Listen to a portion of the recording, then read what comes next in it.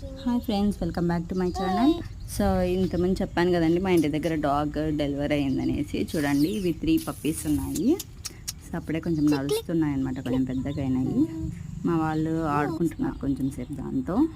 చూడండి, వీడియో కనుక నచ్చినట్టయితే లైక్ చేయండి, షేర్ చేయండి, అలాగే సబ్స్క్రైబ్ చేసుకోవడం మాత్రం మర్చిపోకండి. Thank you for watching.